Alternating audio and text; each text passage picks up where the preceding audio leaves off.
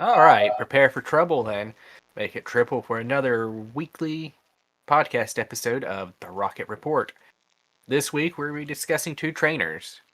Two very distinct trainers from two different timelines, two different worlds. The fun and lovable Ash Ketchum and the battle ready Red. We're going to be discussing who's the better trainer, not just in terms of battle, but in terms of caring for their Pokemon and overall how well they treat them.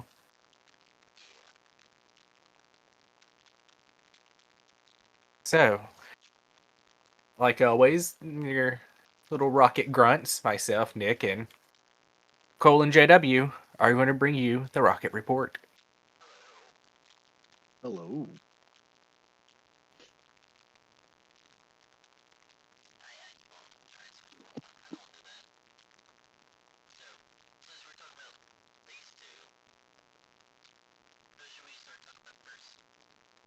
I think I'll let you go with it first. You can pick whoever you want to start with.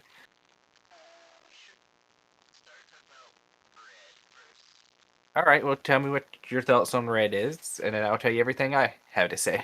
And then JW can go. Or you could go, then JW can go. I'm actually kind of curious to see what information you dug up on these two rascally little trainers.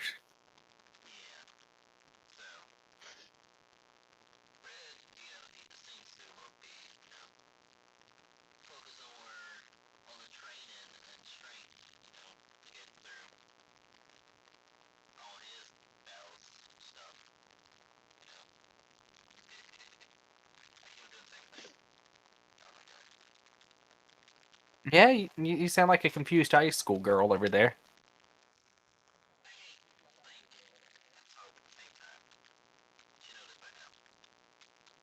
Part for Red. So throw in. All right, JW, hit me with your Red facts. Well, Red, everything I've seen is kind of sort of like what Cole said, more of a serious type trainer versus Ash. He's got probably better Pokemon for the most part to some degrees. Um, really thing. That's yeah, I kind of agree with Cole. He's more of just a overall serious trainer Yeah, Red is more of a versus serious anything trainer. else. So, are we all handing it over for me to throw some facts out? Or do you still have some Go stuff? for it. Alright, so Red, Battle Seal's technical mastery. Red is portrayed as a strategic powerhouse, often playing the long game and optimizing tight matchups. In the games, he's essentially the ultimate trainer challenge.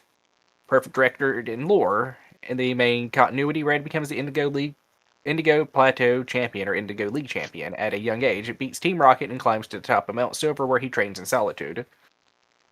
He's calculated and very efficient, unlike Ash's chaotic style. Red battles with precision, minimizing mistakes and maximizing efficiency. However, the care for Pokemon, strong bonds, less displayed emotion. Red deeply cares for his team, but it's not outwardly expressive as Ash is, where Ash is expressive towards his team. His bond is shown through loyalty, and his original team, Pikachu, Charizard, Blastoise, Venusaur, Snorlax, and Lapras, stays with him for years. His discipline and training, Red pushes his Pokemon to be the absolute best, but not in a cruel way. His training is intense, but very fair. I know that they have the Pokemon Adventures, which we'll probably revisit this topic again once I read that and can say more about it. But overall care, dedicated and protective, doesn't flaunt his team, but his Pokemon are in peak condition because he invests heavily in their growth. And loyal to his core team, rarely changes his main roster, showing his consistent and commitment to the same team. So he doesn't ever change his team, really. Unless he's changed it at some point during the adventures, he hasn't really ever changed from the core team that I listed before. So he shows more loyalty to one team, while Ash, throughout the entire series, has changed his team multiple times. In hindsight, though, too, with that kind of makes Ash a little bit more adaptable versus Red too, with Red staying with But at the the same same core group versus being able to adapt and change for different circumstances. but that also shows Red's core group is also adaptable in a way, so he doesn't have to change his team constantly. His team's already ready for the challenge, so Red doesn't have to go and grab a different Pokemon for that. His Pikachu, Charizard, Blastoise, Venusaur, Snorlax, or Lapras are all prepared for the challenge, so he's a lot more prepared for the battle aspect. Well, So that's one of the things that Red edges out is he doesn't change his team. Ash has changed his team multiple times throughout the series.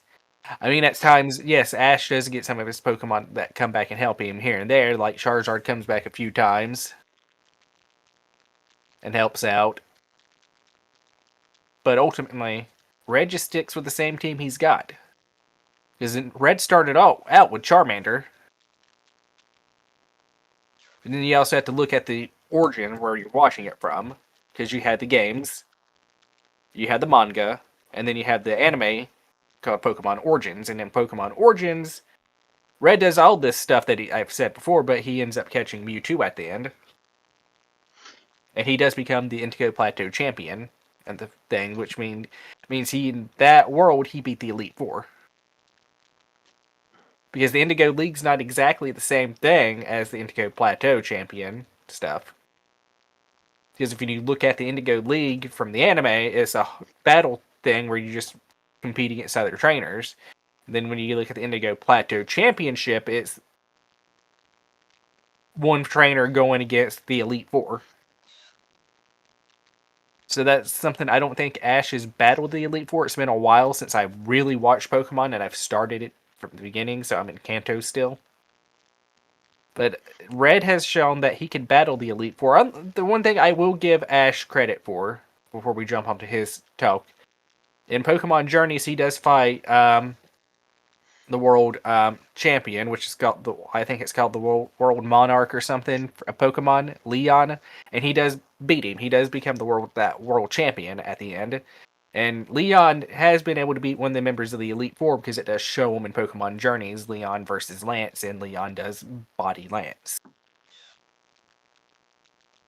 So that does show Ash has come a long way in that terms, but in terms of the stuff, I say Red still edges it out. He doesn't change his team, and it shows his team is very adaptable. It shows that he has that trust for his one team, that he has enough confidence that he don't need to change out his team.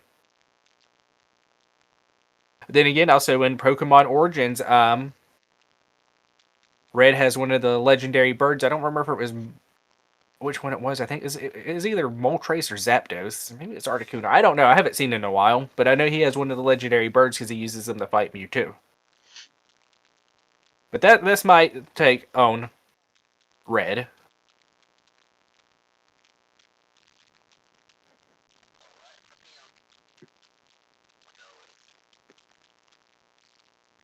So if y'all have anything else to add to Red, or if not, we can jump on to Ash.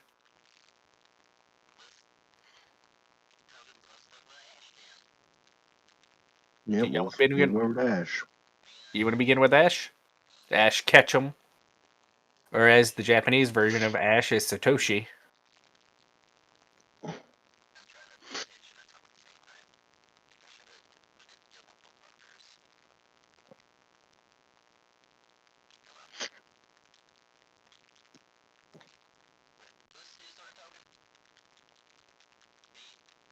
To start this time.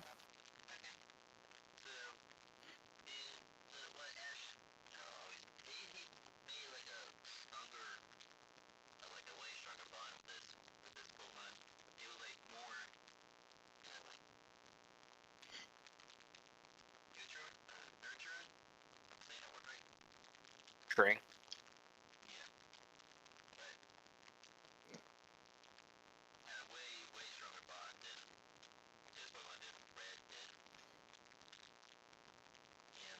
I could add to that is in Origins Red was worried about his Charmander, and then Charizard when the fight with Mewtwo.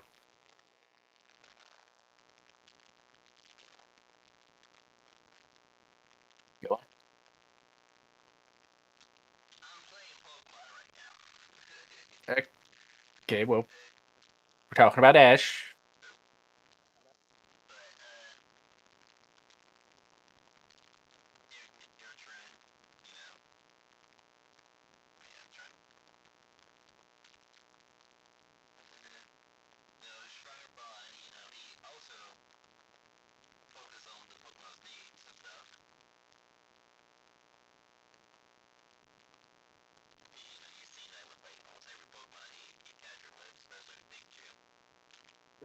Yeah, he was very patient with Pikachu. Pikachu didn't like Ash at all at first.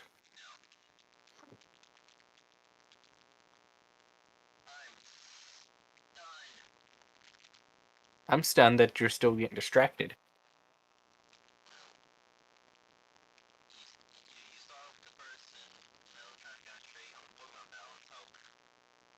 Concentrate on the battle. The battle part's just the background thing.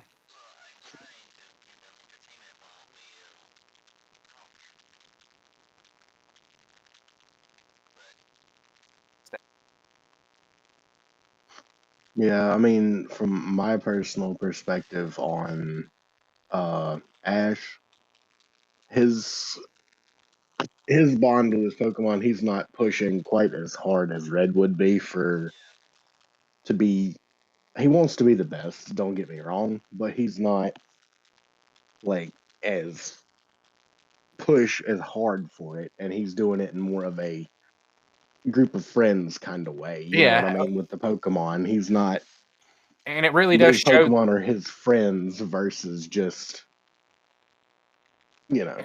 It really does show, especially when Ash is up against Surge, because there's choice like he could use the Thunderstone to evolve Pikachu, and Ash just knew Pikachu did not want to evolve.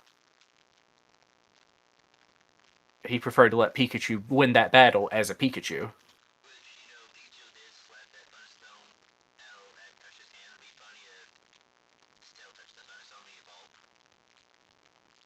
Just turn it into a different universe where Pikachu evolves.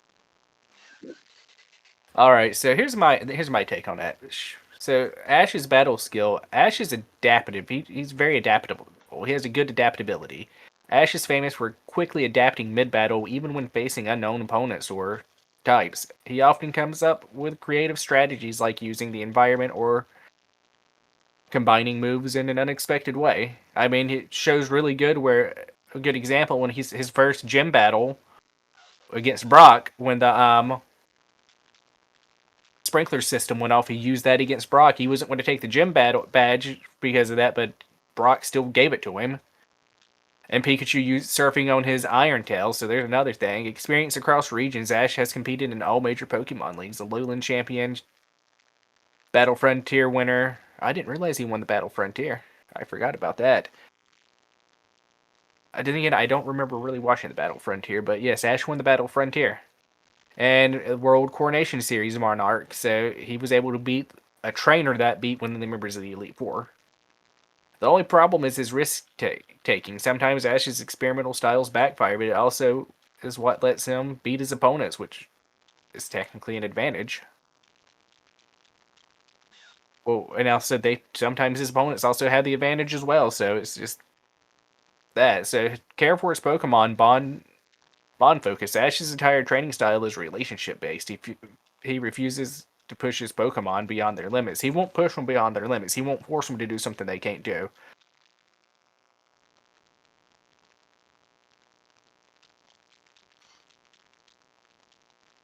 So that's one of his advantage.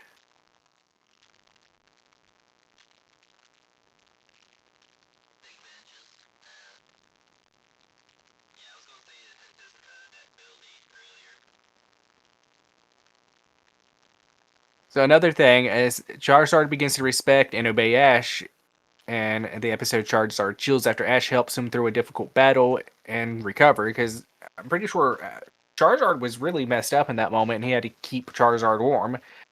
And if I remember correctly, he was rubbing Charizard all night to keep him warm, which blistered his hands. And Charizard saw that. Yeah, okay, I'm being a bud about this. So then he learned. That's when he started respecting Ash. So yes, he cares about his Pokemon. He really cares about his Pokemon. And if you look back at when he got Charmander, Ash is the reason Charmander didn't die. So he has motivation and respect. Talks to his Pokemon like equals, boosts their confidence, and works through fear and trauma with patience. Charizard in early Kanto, Lucario's Aura Mystery and Mastery and Galar. I mean, early Charizard in Kanto, like I said, didn't listen at all. Which is kind of a contradiction on that to begin with, considering Charmander loved Ash, so it doesn't make sense how that happened. So overall care. Caring personality treats all Pokemon, even wild or enemy ones, with kindness and nursing an injured. He ended up nursing an injured Larvitar back, protecting a Chimchar from abuse. He saved, saved Charmander from abuse. He helped understand the Squirtle Squad. He saved Bulbasaur from Team Rocket in that village that one woman was running. So he has That, team loyalty, but here's the one thing. It says team loyalty and everything. Ash rarely releases his Pokemon unless it's for their benefit, say like with Butterfree and Pidgeot. Butterfree for mating, and then Pidgeot was to protect the Pidgeys from the Sparrow and Pharaoh.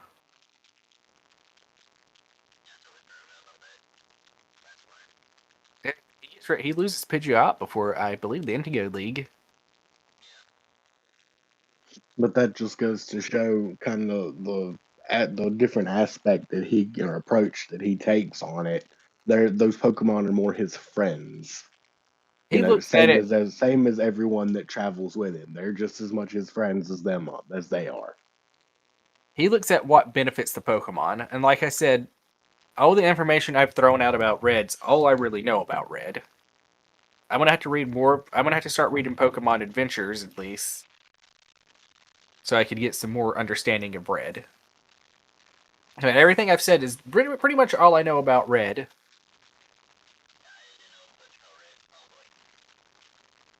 Unless I could look up one more thing about Red, and then I could.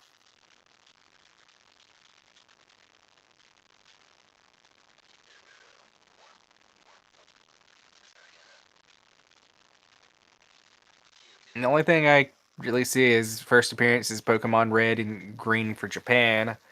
Early journey, Red began as rookie trainer from Pallet Town, setting out to complete the Pokédex and defeat the Pokemon League.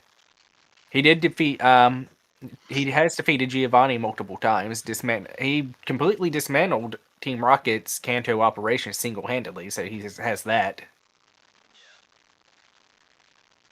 Champion status becomes the Kanto champion after defeating Blue, his rival, and the Pokemon League finals. So I guess there's also the Pokemon League and then the Indigo Plateau. So.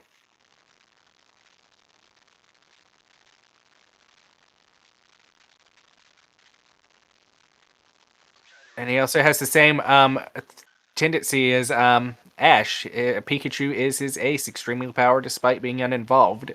Ash's Pikachu is just completely powerful despite not being involved. I'm The only telling you, based off of that series, that damn Pikachu is about as strong as a bunch of fully evolved ones too, which is wild. and the only one that I'm seeing that he changed out, Lapras sometimes swapped for Espeon in later versions, so he does use an Espeon. Unlike Ash's risk heavy style, Red focused on precision and reliable tactics, so he has that.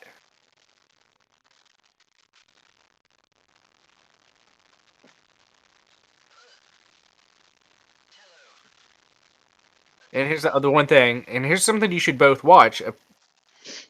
Pokemon Origins is faithful to the game of it. So watching that to give you a little more information on Red. But like I said, I haven't watched it in a while.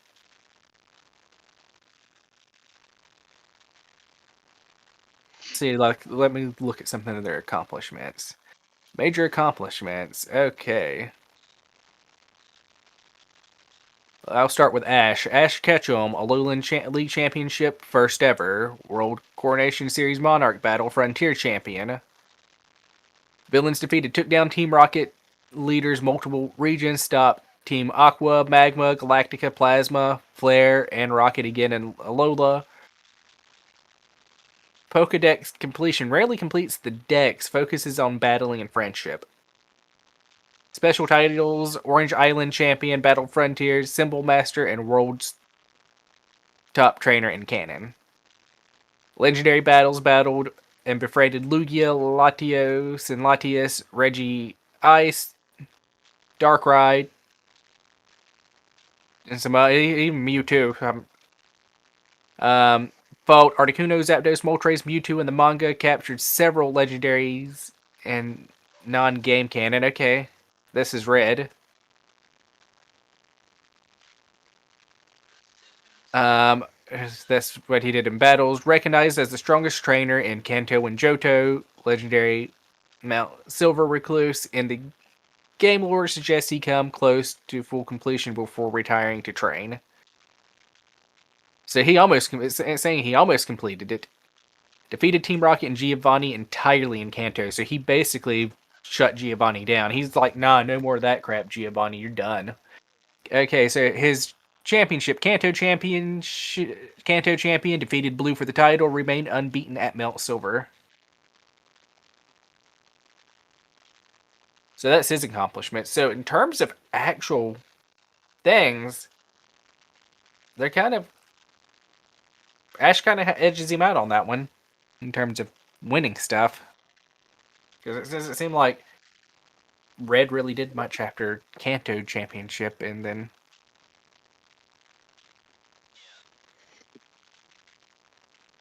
in terms of battle style, Ash Ketchum creative, unpredictable, uses environment and battle, high risk, high reward tactics. Signature Pokemon: Pikachu, Charizard, Greninja, Lucario, Sceptile, Infernape, Rowlet, and then, like I said, Red's base teams, what I already said before: Pikachu, Charizard, Blastoise, Venusaur, Snorlax, Lapras. Corm team rarely changes. Adaptability: extreme. Ash is extremely adaptable mid-battle, especially under pressure. Red reads his opponents before making a move, fights with precision from the start. So Red just goes in ready. Anything you want to add on the battle and stuff, or should I continue? Keep going.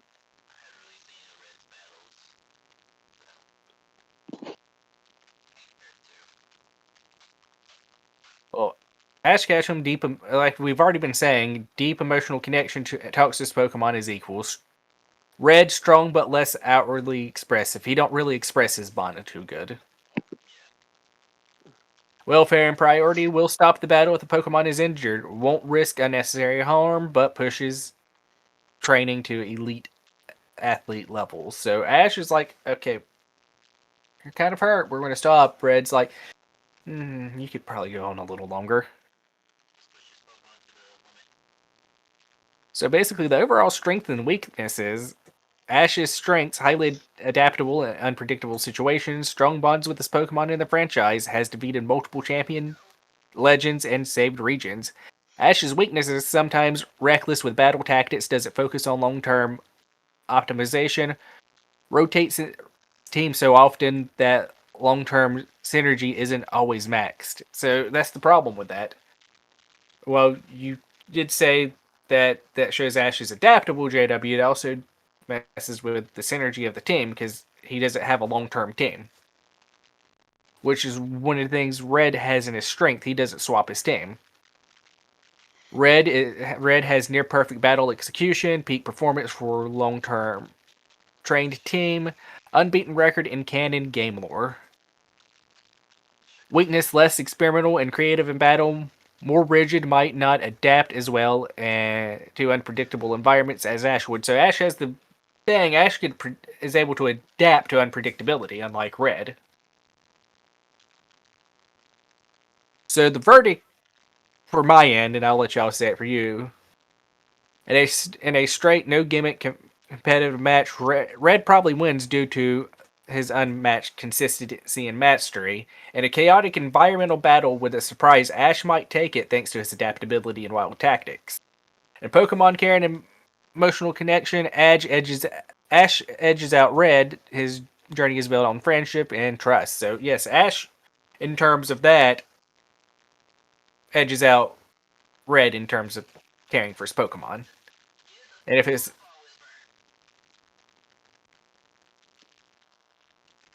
Cole angrily shouts like a Team Rocket grunt would, my verdict is in terms of battling, like I said, if it was a straightforward competitive match, Red probably would win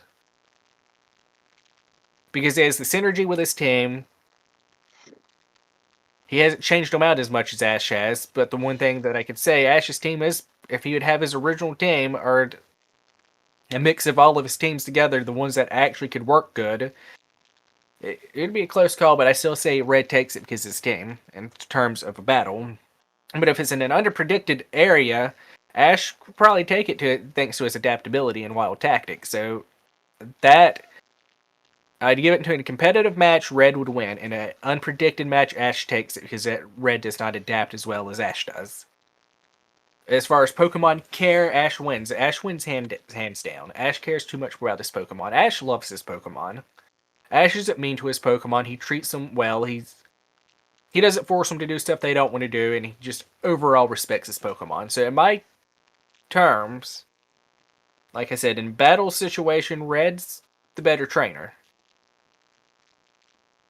But like I said, also in an unpredictable thing, Ash edges them out. So,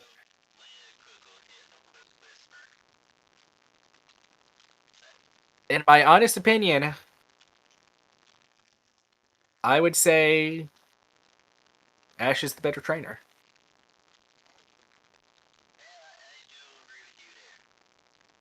I mean, in terms of battle and combat, Red's better. Red wins hands down if we're just talking about strictly battling. Red would be the better trainer in that situation.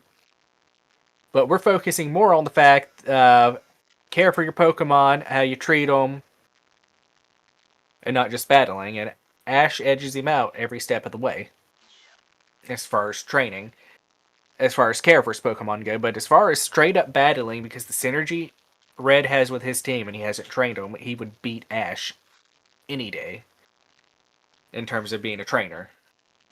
But as far as caring for his Pokemon, I'm going to say Ash wins this one. I'm going to give a W for Ash on my end.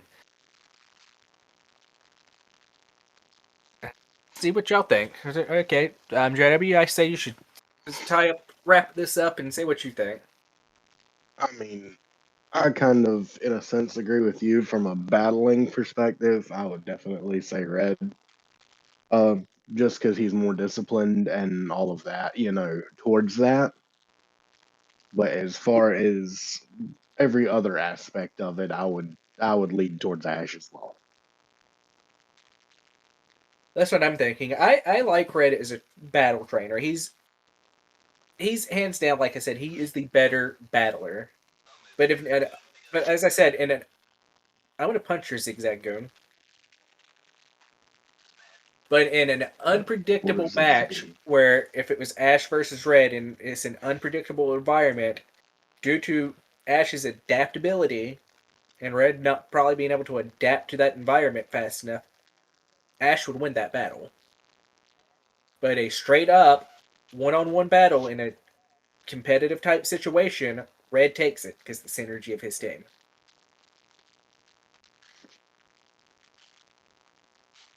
Still gonna have to give the W to Ash, so I'm guessing me and JW, me and Rocket Grunt JW are both saying Ash. Okay, so we got a unanimous decision. Ash is the better trainer as far as caring goes. So Ash is winning this episode, but we're all in agreement in one thing in terms of battle preparation and overall battling. Red's better.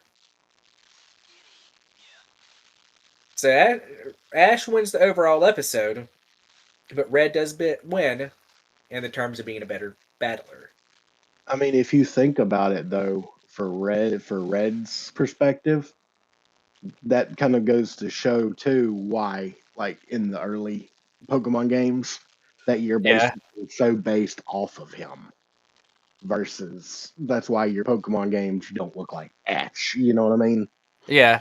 Well, Ash is more emotionally inactive, creative, unpredictable in his battles, and incredibly empathetic towards his Pokemon. And strong, unconventional tactics. I can't talk. Red's more disciplined, efficient, and technical in battles, strong in pure strategic mastery and consistency. But like I said, I'm giving this W to Ash, considering this wasn't just about battles.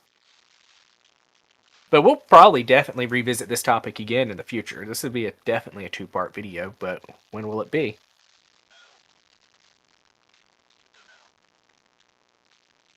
But we'll go ahead and tell what our next topic's going to be about. Everybody's favorite pink Pokemon, the lovable Jigglypuff. Bleh. All right, I'm going to sleep. Just to mention,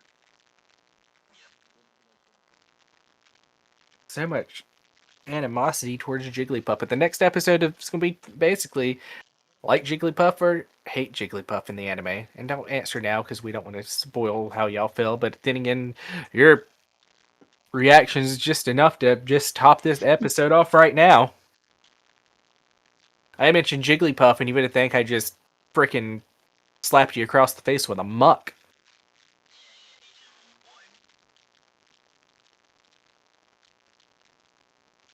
Anyways, that's the next episode. The next episode, the next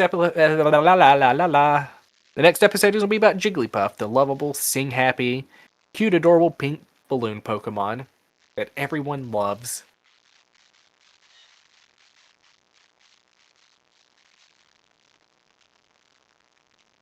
Everyone loves Jigglypuff. Everybody loves Jigglypuff. You know everybody loves Jigglypuff. you keep telling But yourself that. as always, thank you for watching the podcast. Thank you for reporting into the Rocket Report. Your three rocket grunts are going to blast off again as I hand over the closing part to JW as I blast away. You might want to be careful doing too much blasting. That's not good for your health. Anyway, but like you said, hopefully everybody enjoyed our antics and our perspectives on all of this. So, like he said, guess we're blasting off.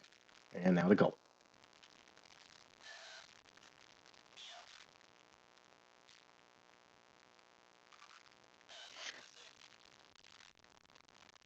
We're blasting off again.